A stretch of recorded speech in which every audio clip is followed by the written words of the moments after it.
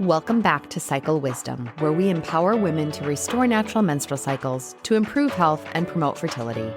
I'm your host, Dr. Monica Minjeur, and I'm so glad you are listening today as we continue with part 2 of our conversation with one of my favorite colleagues and friends, Dr. Erica Bove. On today's episode, we continue our talk discussing fertility myths, mind-body connection, and fertility coaching to improve your mindset when trying to conceive or to accomplish anything you may be working through. If you haven't done so already, make sure to tune into episode 73 from last week for the first part of our discussion about restoring natural menstrual cycles to improve health and promote fertility.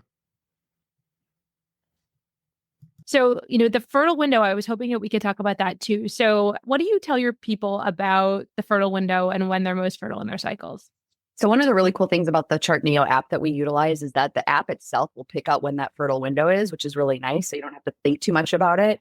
But typically what we're looking for, especially as far as cervical mucus, if you are going to the bathroom and checking for cervical mucus, you just do a wipe across the perineum and you say, okay, does this feel like a slip and slide or does it feel like a dry desert? If it feels like a slip and slide, that can be the start of a fertile window.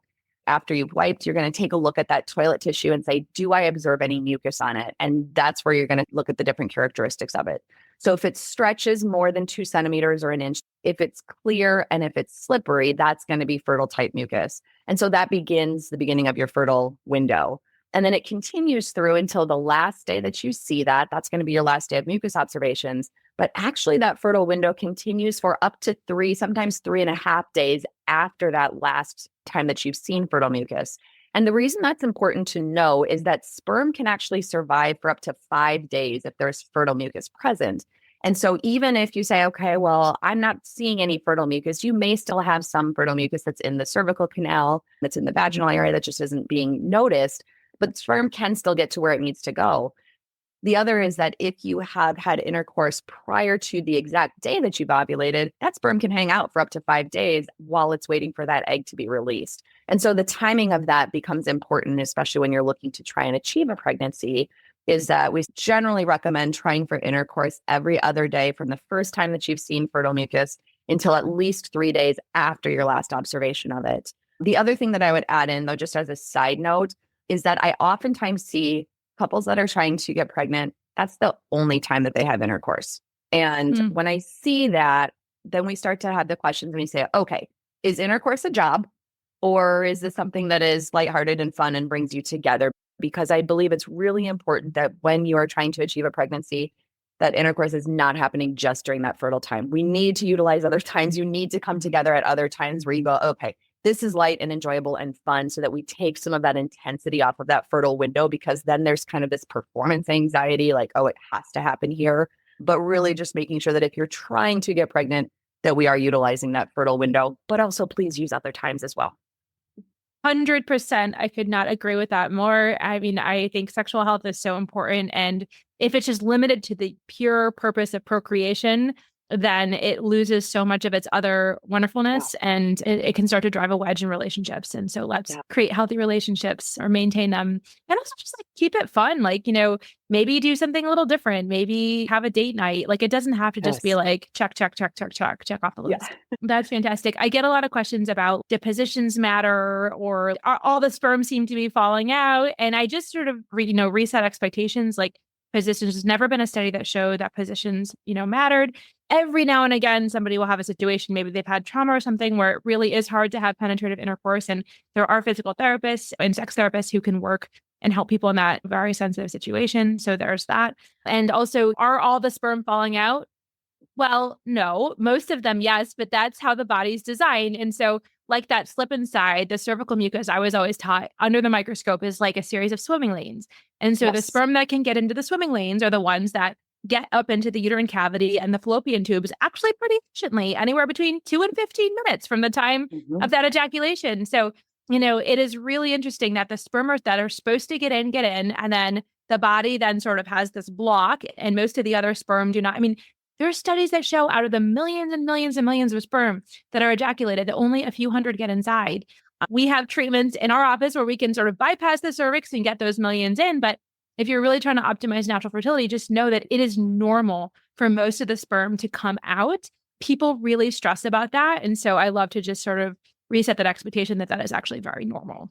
Yes. In my first year of practice, I had a woman who told me she literally stood on her head for 15 minutes Yes. after intercourse to keep everything in. I'm like, oh, please don't do that. Like if it feels good and if it's yoga, whatever, that's fine. But you don't have to do that. It's okay. Yeah, you don't have to lay there for any amount of time. I always think that's a recipe for urinary tract infection. Of course, my Yeah. gynecology hat gets going. So, I think there's a lot of myths out there of what you should and shouldn't do. TikTok has been wonderful in terms of helpful information, but also there's a lot of, sort of fake news on there as well regarding women's bodies. And so I like to sort of speak the truth as much as possible. What do you think about this mind-body connection? I know that we talked about it a little bit in terms of stress and the role that that can have. But that's a lot of why my coaching practice is to help people with that aspect. What do you think? Yeah. I think it's interesting. There's not good randomized controlled studies that look at this, but you've probably seen this. I know I have seen this. I have had times where couples, we go through everything that we can and they've tried everything. And I say, you know what? You guys seem really stressed out about this. Let's just take a break from everything. Don't chart. Let's back off on the medications, all of this stuff. And wouldn't you know it, like within a month or two, they call me, they're like, hey, we're pregnant. Now, I'm not advocating that that works for everybody. And I don't want to be cheeky and say like, oh, well, just quit and then you'll get pregnant. I realize that's not everybody's story. But for some couples, it absolutely is. I have absolutely seen that before. And so I think there's this huge connection of, we want to be intentional without creating intensity. And I think that becomes a challenging balance at times, but that's where my job comes in, is to say, okay, doing those things, where can we offload things, especially from the woman's plate, to say, okay, you don't have to do the charting. You don't have to do the medications. Let's stabilize everything so that it's just kind of autopilot and normal for you. Now, during this time, I don't want you to take on any new projects at work. I don't want you to start training for a marathon, any of those pieces where sometimes women feel like if I would just do more, then that will help me to get pregnant. And my job and role is to say, no, I actually want you to do less. I'm going to do specific things, but don't be taking on so much. So like I said, I don't have a controlled study that shows or proves that, but absolutely have seen that if we can take the intensity off, that makes a huge difference. And sometimes for people, I'll say, hey, let's take a month off. And then if you want to come back to it, you come back to it. And we do. And sometimes it's just that nice reset that they need to go, okay, now I've got the resilience to keep on going. I know that you do a lot of this with your coaching work. So I actually want to hear your answer on this, because I think this is huge as far as how we make a difference going forward. Yeah, I agree with everything you said. And I love what you said about the intensity, trying to take the intensity down. And it's hard because for so many professional, successful people, that intensity is what's led to their success in other areas of life. And that sort of even self-criticism as sort of the thing that got them to the next level. And so what I try to do is I try to introduce self-compassion and teach people how to do that. I don't mean like pie in the sky. I mean truly doing the work of saying like anybody in my situation would feel this way. How can I treat myself as I would my best friend? We are often the worst people to ourselves. And a best friend would say, take on fewer projects at work, create a little space in your schedule, slow down, feel your feelings, process the things. And that's especially hard. This is going to air in January, probably for both of us. But, as we are recording this, we are deep into holiday season, and it seems like there is more on the to-do list than ever. And so sometimes intentionally saying no to some of those things, like maybe not this year, maybe a holiday card does not have to get out this year. Maybe I can buy those cookies instead of laboring over a stove for hours and hours. And so I do think less is more. What I help my clients with, and this is so hard to do, and I think this is where the spiritual base comes in, is where I see so many people who are just like clinging to the outcome, understandably, because the stakes are so high. So many of us are biologically wired. We want this more than anything, more than a career. We're like, I am here on this earth to be a mom. And so that attachment to that outcome can sometimes block what's actually meant to happen, whether it's timing or the way in which it happens, or just our ideas, sort of our egos tend to take over, understandably, because it's like push, push, push. And that tends to be like a very masculine energy. What I help people with is really obviously hoping for a positive outcome, for working on the mindset that is going to allow that to happen in terms of trusting and peacefulness and visualizing things happening, but then letting go of the outcome and really understanding, like, I trust the overall process. It doesn't have to happen in this cycle, but I trust that the universe, God, whoever has a plan for me to be a mom when it is meant to happen in the way that it's meant to happen. And so in terms of decreasing that intensity, I think it really does take the pressure off of each cycle, each ovulation, each embryo transfer, whatever it is. And there's something that happens in the body where it's almost like the energetic body and the physical body align so that the highest chance of receptivity actually can happen. And I do wonder, is that what's happening in these cycles where somebody either, I had a patient recently who went to Spain and like took a couple months off and lo and behold, she came back. And again, if you're listening to this and you're a family member, do not take this as your permission to tell your, daughter-in-law that she just needs to relax and it'll happen, because please, that is one of the most offensive things that a family member can say. I just want to throw that out there. Yes. But I think as professionals, we can encourage people to make room in their lives for these sort of opportunities, to really sort of vision it happening, hope for the best, but then release that attachment to the outcome such that there's room for that highest good to come in the way in which it's meant to. And I hope that makes sense. It's one of the hardest things that we can do, especially if, we like control, we like to be in the driver's seat. But I really do believe that when a couple adopts and they let go of that sort of attachment and then they find themselves pregnant, like, I do believe that that's what's happening. I just can't bottle it up and put it on a prescription pad and say like, and this is what we're doing for you. But I can walk people along the journey so that they can create something similar for themselves. Yeah, I love that. That's beautiful. What are the things that you do in your coaching sessions that are practical to make that happen? Like, it's one thing to say, yes, have self-compassion and do that, but what does that look like on a practical basis? Absolutely. Okay. So coaching 101 is basically showing people their thoughts and their feelings, like the 95% that's running in the subconscious, and showing them how those particular thoughts and feelings are leading to their actions and then the results in the world. So if somebody is telling themselves like, this is never going to work, or I'm too old to be a mom, or like that sort of subconscious tape, maybe people then feel powerless or they feel overwhelmed. And then their action is that they shut down and they withdraw. And the result is time keeps passing and I do become too old to be a mom, or this isn't going to work because none of my energetic body is aligned and I'm truly blocking the process. Again, this is a no judgment, no blame zone. But the good news is we actually have some agency over it where we can actually do something. So mantras. So that's sort of the unintentional model. Then we shift to, okay, so now that we've shed light on what's actually happening, which is empowering, we're like, again, no judgment. There's a no judgment zone. We're like, how do you actually want to feel about the situation? Such a powerful question. And some people say neutral. I have a hard time with neutral because I don't really know what neutral means. I always try and get a synonym to neutral. I understand the concept. Yes, maybe this sort of positive space or not toxic positivity is where people want to go. And maybe it's too much to be genuinely positive. But what I see as sort of what people mean by neutral is trusting, accepting, peaceful, maybe cautiously optimistic, those sorts of things. So if those are the feelings that people want to generate, even though they're undergoing this process that they never would have chosen, the question is, what thoughts do you need to have to then generate those feelings? And so what would you need to think to feel peaceful about this? What would you need to think to feel trusting about this? And so then when people do that brainstorming, it might be, I do trust that everything is going to be okay. I do trust that God has a plan for me and my future as a mom. I'm doing my best. I love that one. Like I'm doing everything I can and I'm doing my best. And so those thoughts then generate those feelings that people want to feel. And then the actions are actually more in line with those higher level resonating feelings. If somebody's trusting the process, they're going to go to their doctor's appointments. They're going to reach out to their family members and friends instead of withdrawing. They're going to connect with other people in similar situations. So, all those different actions spring from those higher level feelings. And then the results that happen as a result of that are going to be in line with those actions. So again, our thoughts create our feelings create our actions create our results. So when the brain starts to offer us those negative thoughts, because that is the path of least resistance, that is our programming, we have to use our brains for us and not against us. We have to say, hey, brain, I see what you're trying to do, but I'm not picking that up today. And I have people actually write down those mantras that serve them on a piece of paper. And so even yesterday, I was working with a client and she came up with 3 strong mantras as she approaches this next embryo transfer cycle.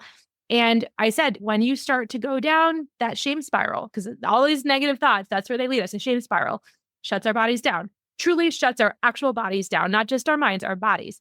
I say, pick up your paper. And actually, for me personally, I like to do this on my Google Keep app because I always have my phone with me. Some people even make these the wallpaper of their phone so that these mantras are top of mind. I love that idea because we're always moving our phones in and out of our peripheral vision. Having these mantras and then really saying those mantras, really embodying those mantras, and then those better feelings automatically flow. You have to try it out to believe it, but I promise you it works. And then when people are starting to feel peaceful, they're like, oh, this is just a part of my journey. Before, fertility was taking up like 98% of my thoughts, and now it's just one part of my life. And I think that that is one very practical way to reduce that intensity to allow this to work in a better way. So that's an example of how using self-compassionate principles and using coaching principles, we can use those tools to shed light on what's actually running through our minds, how our bodies are actually feeling, and how that's leading to the results that we don't want. And then even these small, like 1% shifts, 2% shifts of heading in a slightly different direction, not only does it feel better, but it's actually what leads to a better outcome. I love that. You make it sound so simple and easy. So that's this is a lifetime of work. But I think, people just need a little bit of a guide because it's really hard to get out of our heads. A lot of this is actually embodiment. Yes, this is happening on a conscious level, but we have to sort of really say, like, how do I actually want to feel and feel that? And we have to get comfortable with the full range of human emotions. And this is not easy. This is really the work, is saying, like, oh, shame is showing up at my door today. I'm going to invite shame in and acquaint myself with shame, maybe even befriend shame, because shame has something to tell me that this is data. This is useful data. Maybe it comes from the childhood. Maybe it comes from something that's going on in our lives, or maybe a message that we're telling ourselves that makes us feel less than. But until we can befriend the whole range of emotions, it's really hard to go through the fertility journey because it's ups, it's downs, it's everything in between. It's relationship stuff where we have to communicate our needs to another person and our care team and all those things. And so I do this like feel the feelings thing. Another thing that I help my clients with is 3 times a day. And I do this myself. So I walk the walk, this sort of How We Feel app, which is also free. You download it and you can say how many times a day it prompts you to actually ask yourself, how do I feel? So many of us are just like these robots running around, checking off the list, doing the things. That is not a good space for fertility. It just is not. We have to make room for a little soul to come in. We have to make room to elevate our consciousness. We have to, think about the fact that we're trying to become parents in a way that builds a better legacy than maybe one from prior generations. And so this is what I think in terms of befriending our emotions, bringing awareness to our emotions, feeling how that feels inside the body. We don't get pregnant in our minds, we get pregnant in our bodies. And so we have to make sure that we're aligned, that we're telling ourselves good messages, but also that our bodies are feeling aligned, powerful, like the powerful beings that we are, to be able to allow this to happen. Oh, I love that. I love that. Okay. Well, if I needed to have babies, I would absolutely be talking to you because the mindset work is so important, so challenging. But I love how you said it's one thing to say it, but to try and do it for yourself is just a totally different ball of wax. So absolutely. Well, what I will say, Dr. Minjeur, is that this does not just apply to the fertility journey. I say, spoiler alert to my patients and my clients, this is not the last hard thing that's going to happen. And so what we're doing in this work is we're really up-leveling relationships. We're up-leveling evolution. We're bringing relationships with ourselves and other people to a higher level. And so really my goal in this, when people get pregnant, which is wonderful, and I'm sure you've seen this too, especially after infertility, you'd think it would be a happy event, but sometimes that's the scariest part is like, oh crap, now what? What if I have a miscarriage? What if something else happens? What if I'm not going to be a good parent? And so it's really like how to calm the nervous system, how to calm the mind. And I'm sure in your life right now, you have big goals and things that you're trying to accomplish where you're like, okay, how am I going to do this? It's that same process of understanding what our unconscious, maybe negative tape is, how we can sort of challenge that, ask ourselves if it's true, get into our bodies. How do we want to feel? And empowered, that's one of my 3 pillars, is how can we empower ourselves to bring about what we actually want to create in a way that brings about the highest good. And a lot of it is less is more. And a lot of it is actually getting out of our own way. And it goes back to both of our common goals is how can we restore that baseline health, right? Whether that's your physical health, your mental health. Because again, we're not looking for just the quick fix of like, oh, boom, get the positive pregnancy test. And both of us say, see you later.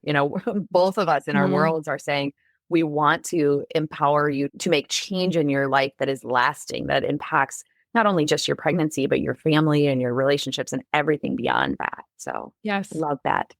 It's so beautiful. Well, is there anything else that you would like to impart before we end this conversation today?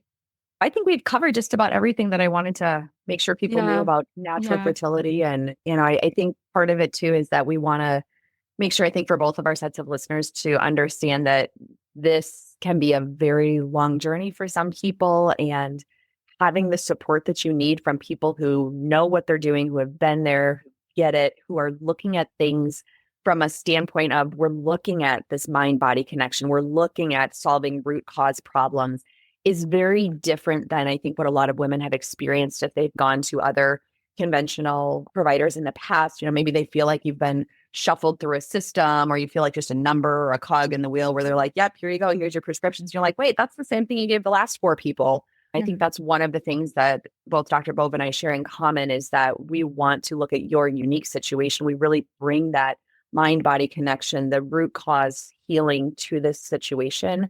And really, I love the fact that we're able to connect over that, because it's not super common, especially in the fertility world. A lot of people are looking for that quick fix. They don't get the answers and they just get really discouraged. So just wanting to bring a message of hope that there is a better way forward, that there are other options out there that can help you on your journey, no matter where that leads. Yeah, I just echo that so much. And thank you for bringing that up. I think that at the end of the day, I was taught in medical school, you're going to learn most of what you need to learn about the patient and what to do by listening. Yes, the tests are important. Yes, all those things are helpful. But when I truly listen to a patient or a client, as you do, there's also this intuition that happens too. Like, we see the patient, we hear the patient.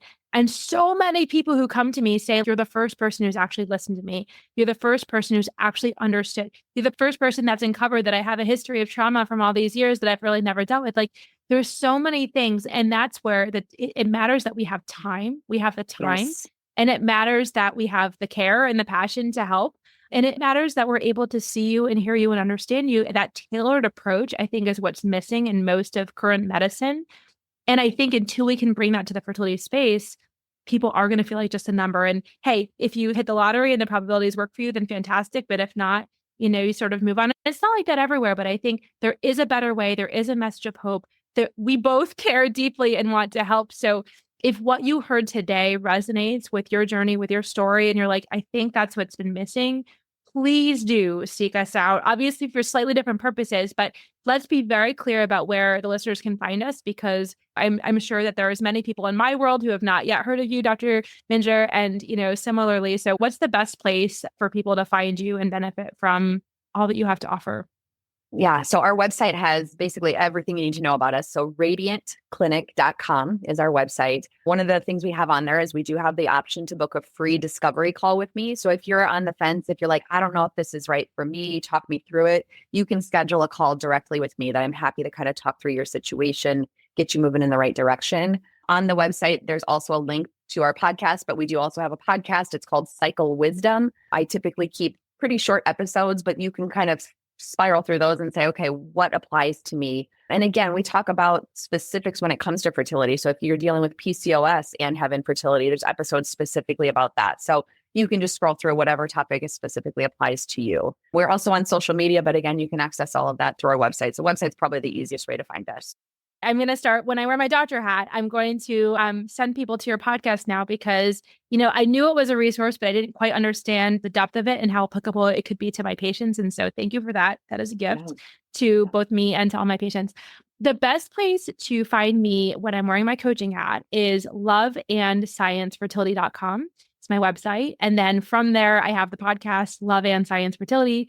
I have pages on social, Facebook and Instagram, but really my website has the most comprehensive information. Similarly, you can book a discovery call with me, see if working together would be a good fit in the coaching space. I mean, hey, if you're in Vermont or New York or somewhere thereabouts, New Hampshire, and you're like, hey, I think I need a fertility doctor, I'm happy to see you at the University of Vermont. But coaching is really my zone of genius where I feel like I really can make the biggest impact in ways that other people are not in that space. And so, yes, listen, follow, book a call if this sounds good. And I think working together, we can really bring about the best possible outcomes. Absolutely. Thanks so much for chatting with me today. This has been really fun. I'm glad we finally made this happen. Yes, absolutely. And so Thank you, listeners. As always, we love you. Until the next time. Bye. Thank you so much for tuning into this episode today with Dr. Erica Bove. You can find details on how to reach out to Dr. Bove directly in our show notes. If you're ready to work with our elite team of healthcare professionals for charting instruction and medical evaluation, go to our website, radiantclinic.com, to schedule a free discovery call with me and learn more about our package-based pricing for comprehensive care. We are currently able to see people for in-person appointments in the Cedar Rapids, Iowa area, or can arrange for a telehealth visit if you live in the states of Iowa, Illinois, Minnesota, and more states coming soon. Thank you so much for listening to this episode. Please share this podcast with someone in your life who would benefit from our services. Remember to subscribe to this podcast for more empowering content that I look forward to sharing with you on our next episode of Cycle Wisdom.